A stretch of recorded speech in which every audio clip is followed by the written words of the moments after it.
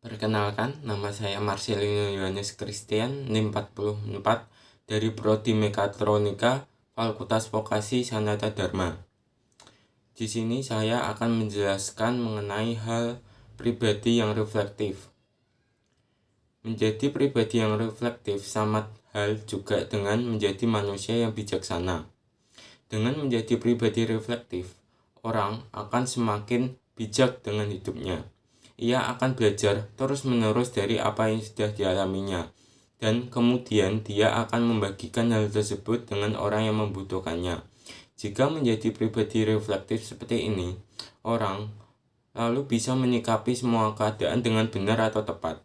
Dia tidak akan melihat sesuatu dari prasangka ataupun pengalaman masa lalunya, tetapi orang tersebut dengan berpijak pada kejernihan. Orang perlu untuk melihat ke belakang dan perlu untuk belajar dan mengambil nilai-nilai kehidupan dari apa yang sudah dia lewati. Namun, kita tidak boleh tenggelam di masa lalu dan tidak boleh terus-menerus menyalahkan masa lalu. Untuk itu, kita harus berpijak kuat dimanapun. Menjadi pribadi reflektif juga berarti menjadi manusia yang bijaksana.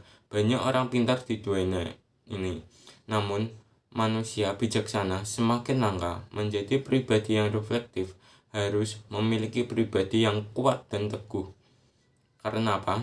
Karena pribadi yang lemah kemungkinan adanya kehancuran mental dan kehancuran nyali yang terhempas dan terkapar pada ketakutan, penarikan diri, dan pelarian untuk masalah yang dihadapinya. Sekian dari saya, terima kasih. Oke teman-teman, perkenalkan nama saya Bernardinus Realino Rosario Wibisono, NIM 201113055. Di sini saya akan menjelaskan tentang tema yang dipilih oleh kelompok saya, yaitu menjadi pribadi yang reflektif. Reflektif sendiri itu berasal dari bahasa Latin yang berarti membungkuk ke belakang. Dalam arti sekarang, refleksi berarti tidak pola pikir untuk melihat apa yang sudah dialami sebelumnya, supaya kita bisa menghindari atau mengantisipasi kesalahan kita yang sebelumnya, supaya tidak terulangi lagi. Refleksi bagi diri saya itu adalah bagaimana cara kita untuk berpikir, untuk melihat ke belakang tentang apa yang sudah kita alami sebelumnya, supaya kita bisa belajar dari pengalaman tersebut dan tidak mengulangi kesalahan yang sama. Dan refleksi itu bisa menjadi sebuah sarana untuk belajar bagaimana kita bisa menimba ilmu kehidupan tidak hanya dari buku, omongan orang lain, tetapi langsung dari apa yang kita alami. Dengan bersikap reflektif, kita bisa menjadi orang yang semakin bijak dalam kehidupan. Kita bisa belajar terus-menerus dari apa yang sudah kita alami. Kita bisa membagikan ilmu tersebut kepada orang lain yang membutuhkan. Karena banyak orang mengalami sesuatu atau membuat kesalahan, tetapi tidak pernah melakukan refleksi. Akibatnya, pola pikirnya itu tetap dangkal dan dangu, walaupun mereka sudah tua dan banyak pengalaman. Sekian yang bisa saya sampaikan tentang pribadi yang reflektif. Terima kasih.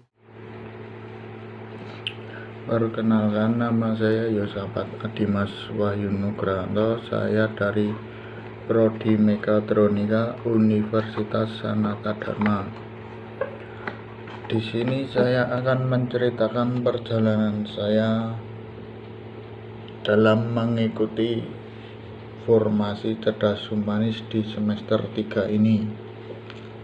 Oke, saya akan menceritakan bagaimana menjadi pribadi yang reflektif, menjadi pribadi yang gemar belajar, menjadi pribadi yang luruh hati, dan menjadi pribadi yang berkomitmen.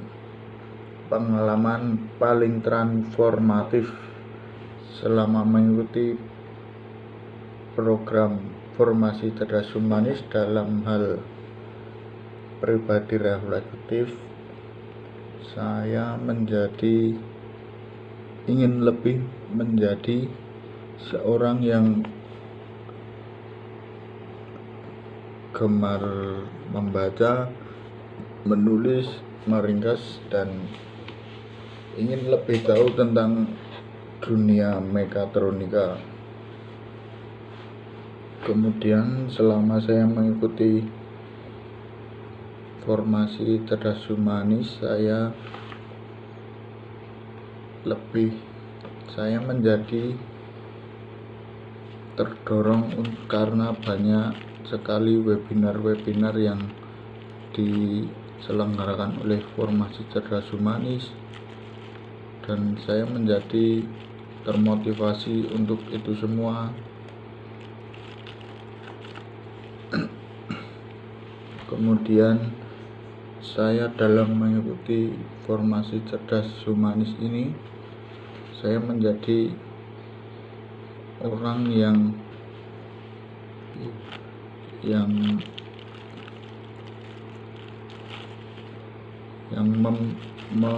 harus memiliki komitmen yang kuat untuk menjadi masa depan yang lebih baik. Kemudian dalam program formasi cerdas humanis menjadi pribadi yang luruh hati, saya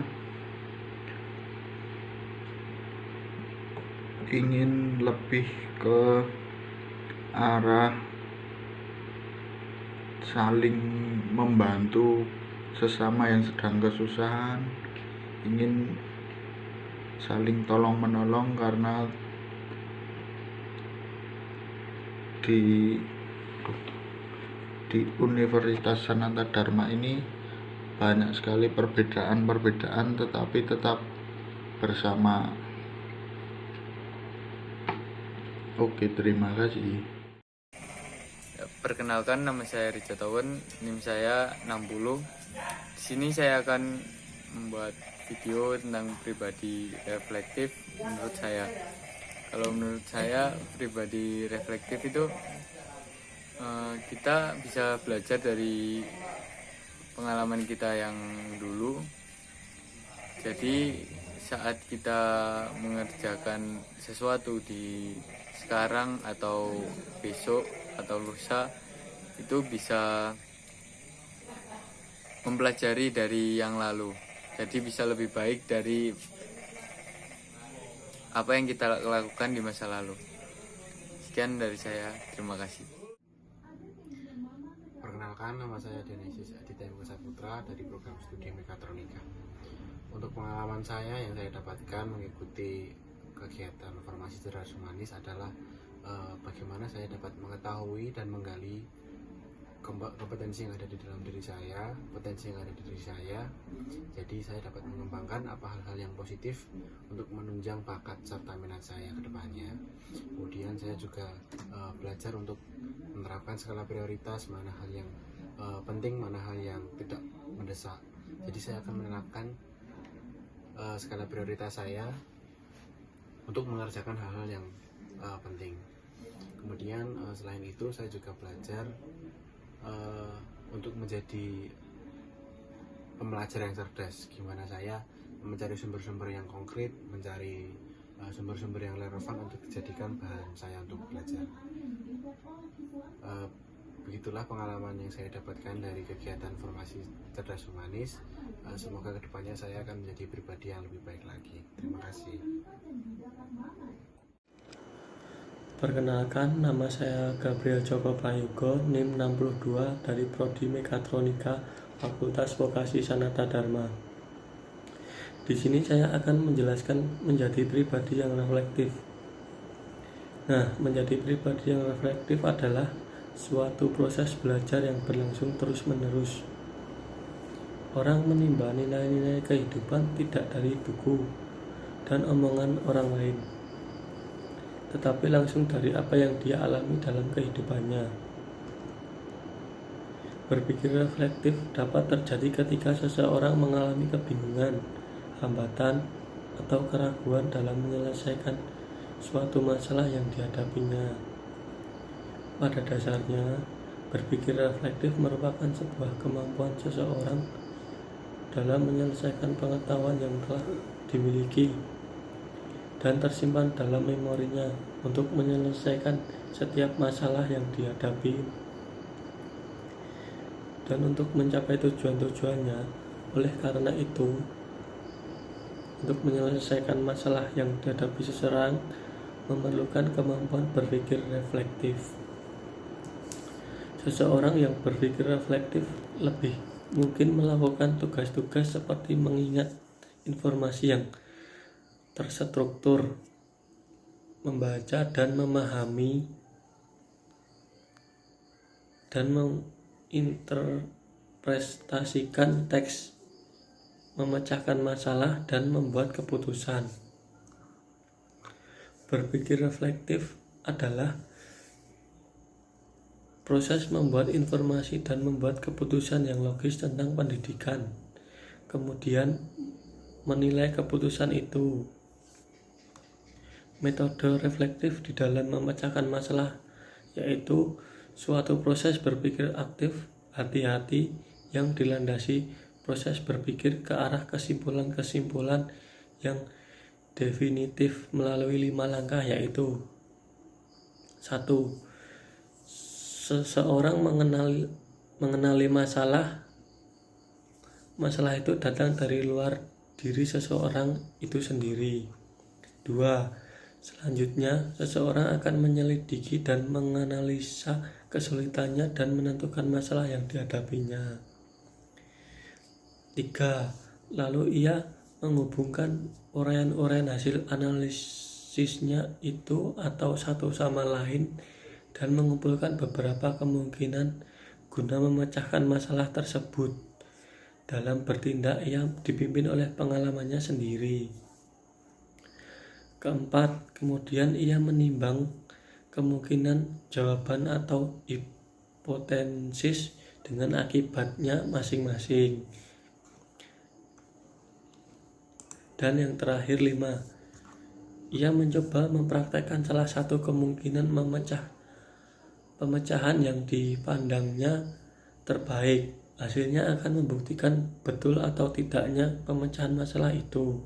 Bila mana pemecahan masalah itu salah satu atau kurang tepat, maka akan dicobanya kemungkinan yang lain sampai ditemukan pemecahan masalah yang tepat.